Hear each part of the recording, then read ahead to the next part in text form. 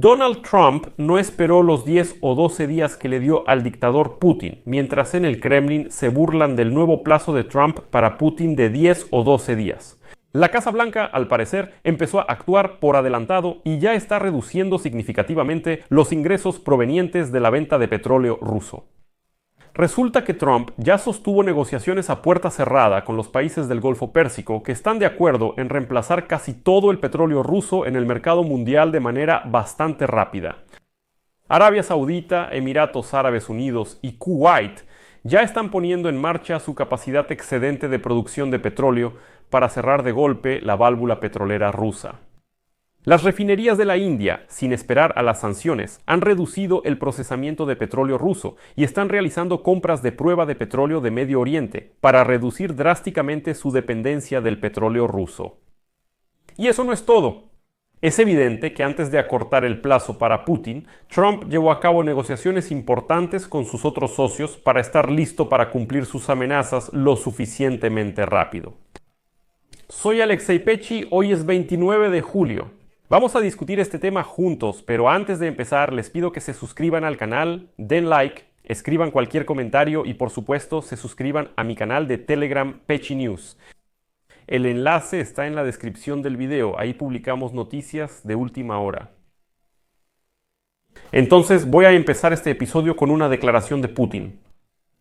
Hace una semana de repente empezó a hablar de que Rusia podría perder su soberanía pronto. Cita de Putin. Si compramos todo con petróleo y gas, y ahora estamos en una situación en la que intentan cortarnos tanto el petróleo como el gas, entonces Rusia simplemente perderá su capacidad competitiva y con ella su soberanía. Así respondió Putin al comentario del propagandista Zarubin sobre que algunos proponen reconocer la incapacidad de Rusia para producir, por ejemplo, automóviles y tecnología, y simplemente pasar completamente a la importación. Dicen que ya es hora de admitir que Rusia es un país atrasado, que es solo una gasolinera, que, como mucho, puede ganar dinero solo con los recursos minerales. Los rusos ganan dinero con los recursos naturales, pero no son capaces de crear o producir algo por sí mismos.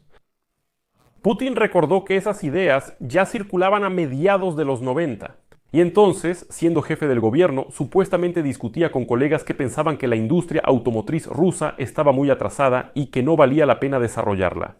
Putin dijo que les decían que no tenía sentido dedicarse a la industria automotriz, que estaban infinita e irremediablemente atrasados. Sugirió que era mejor comprar en el extranjero o idealmente ensamblar aquí a gran escala. Si unos países producen y otros solo compran, ya no se trata de comodidad, sino de la supervivencia de la economía. Y existen muchos productos esenciales como esos. En síntesis, Putin comenzó a solicitar que se impulse cierta producción, ya que los ingresos del petróleo y el gas están disminuyendo. Pero aquí, evidentemente, Putin se retrasó. Pasemos a la noticia del día. Donald Trump, al acortar los plazos para terminar la guerra contra Ucrania, amenazó con imponer aranceles secundarios del 100% contra los principales compradores de petróleo ruso. Se trata de China, India y Brasil. Muchos todavía perciben esas amenazas con escepticismo. Dicen, bueno, ¿quién puede reemplazar volúmenes tan enormes de petróleo ruso en el mercado? ¿Quién? Eso es irreal.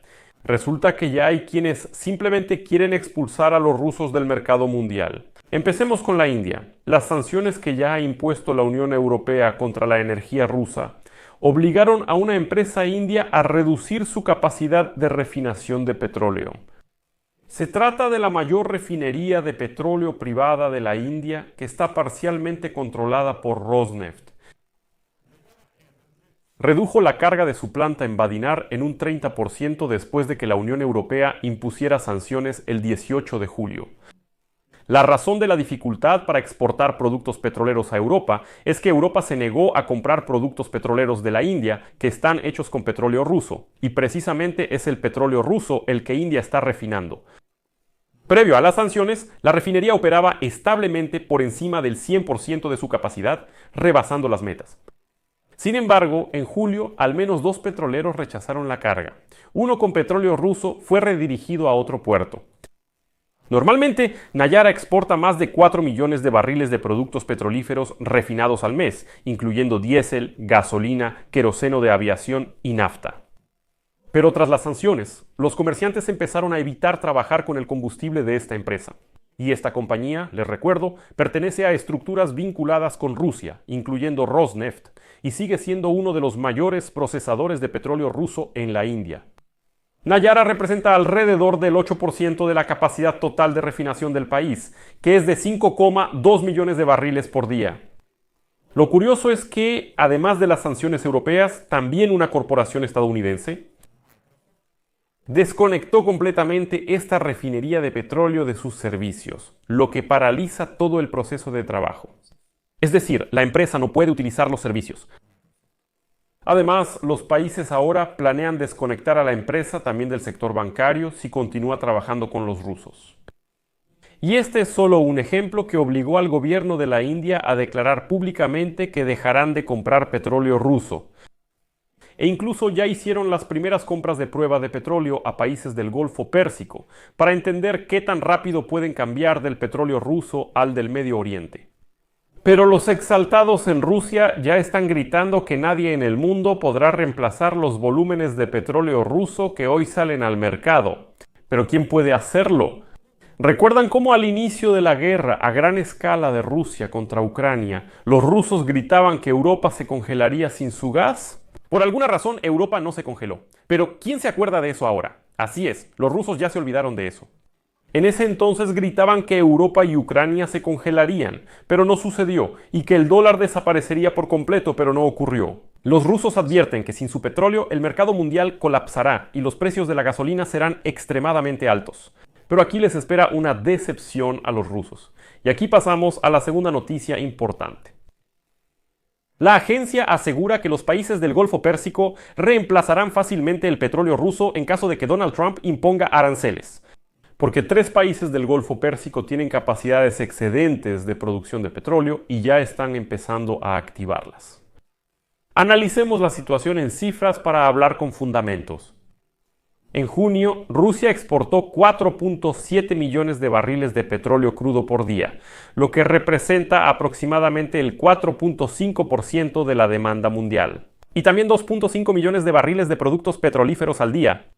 Según la Agencia Internacional de Energía, se espera que la demanda mundial de petróleo aumente en 700.000 barriles por día en el año 2025, lo que es la cifra más baja desde 2009.